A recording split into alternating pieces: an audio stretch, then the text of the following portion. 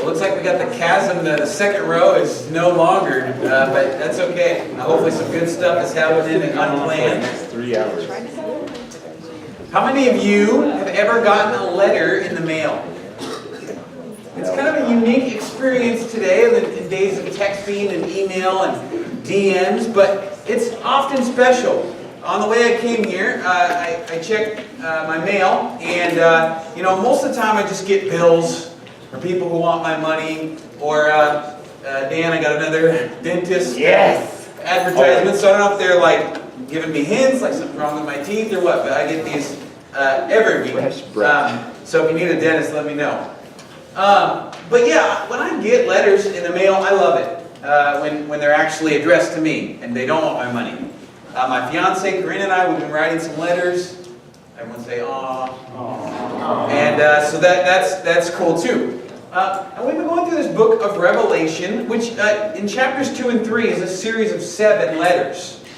7 letters to 7 churches, places in what we call modern-day Turkey. But and we know John wrote the book of Revelation, but who's actually the author of these letters? Well, it's actually Jesus himself.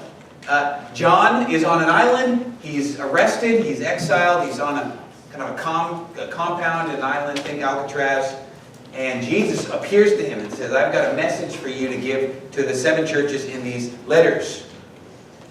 This is why some of your Bibles will actually have Jesus' words in red letters. Looks like yours does, huh? Yeah. So some of your Bibles will actually, here in this point, put the red letters there as the words of Jesus. Some of the older Bibles do that sometimes. Can you imagine getting a letter from Jesus? Like, how would you feel? I mean, you definitely would think it was a prank. You're like, AJ's messing with me again. But if you knew for sure, it was from Jesus, I think I would be nervous, a little excited, a little skeptical. And this is what happens today with the church of Smyrna. Everyone say Smyrna. This is modern day Izmar. I've got some pictures up here today. There's kind of the old city, and then you can see behind it the new city. So Smyrna, renamed Izmar. There's kind of a nice place. Looks like a pretty cool spot to check out maybe one day. So this place still exists. And I think this is the shortest of all the 7 letters. It's 4 verses. So that's nice. Makes it shorter. One interesting thing about this church is Jesus doesn't say anything negative to them. There's no constructive criticism. Last week, Dan had the list of things that Ephesian church was not doing well. Not so this church. And as we look at what Smyrna did good, we're going to kind of compare it to us and kind of show how we're very behind the church of Smyrna. They kind of put us to shame as American Christians. And so to demonstrate this, I want us to see 2 commercials that I saw recently that kind of got my brain spinning a little bit. So I want you to see these 2 commercials. Make the putt.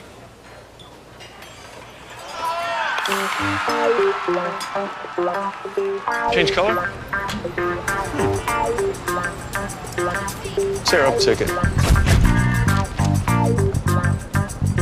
Find the cat.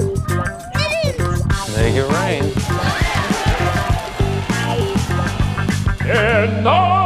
Change the music. When I move, you move. Just like that. When I move, you move. Lassie, get help. Use the rocket. Free Willy.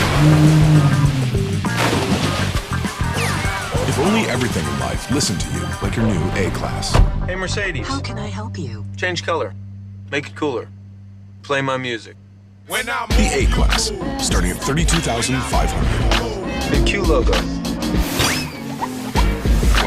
Or maybe it would settle me down, because I think I talk too much sometimes. I know I have a lot of trades. I'm a jack of all trades and I'm good at all of them. I'd sneak out for you. You look very trainable. I'm looking for a real man. To be the father to my son. I'm a youthful 32.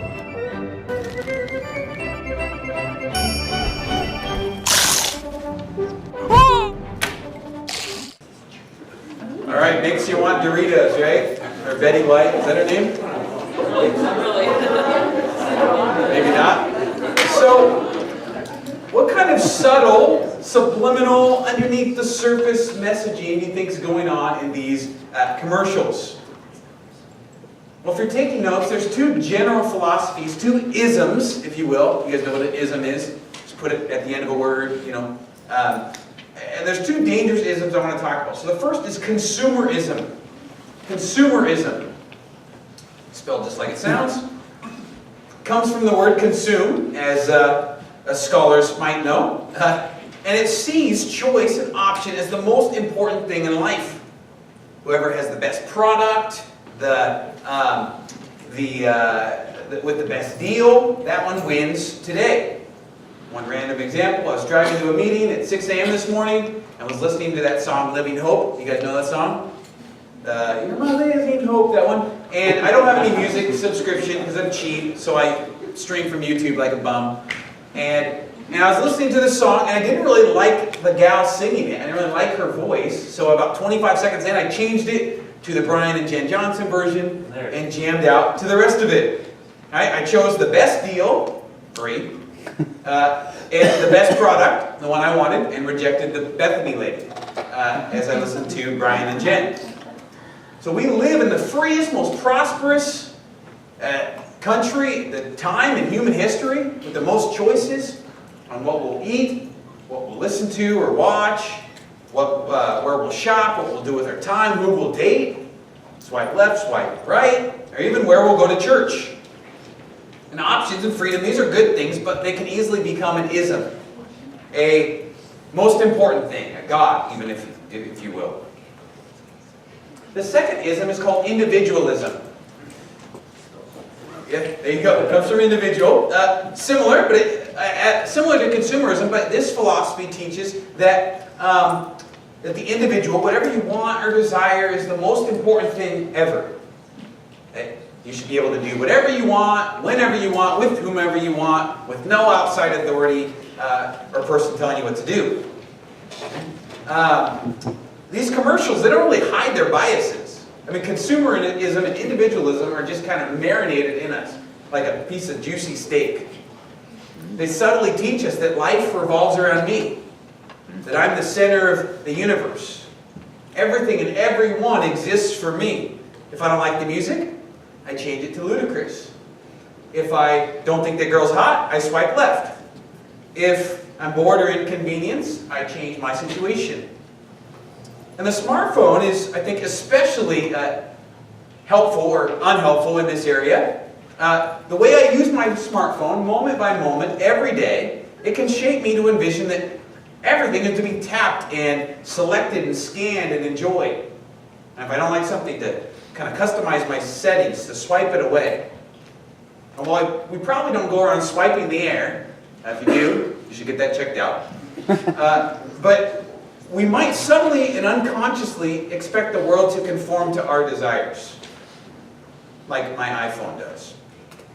The other day, my mom texted me and said, there's this older couple coming to your campus on Sunday. They're church shopping. You guys ever heard that phrase, church shopping? Maybe youth group shopping? Probably not. It's just like Winco or Freddy's, Mod or Chipotle. Some people shop for churches. Whatever church offers the best product for the least that it demands of me, maybe that's where I'm going to go until something else better comes around. And well, the older couple thought the music was too loud, but Redwood were never that loud, so they went shopping to another church. If consumerism had its own Bible, here is maybe a few of the main points it might teach, and these are in your notes already written down. Point one in the consumerism Bible would be discomfort is to be always avoided. Any kind of pain or annoyance or irritation, frustration, avoid it at all costs. The second doctrine of consumerism would be something like, I can consume, control, and manipulate my surroundings, even people. Swipe left, swipe right. We might even add a third thing that's not in your notes, but I need to constantly keep my options open. If I find something or someone better,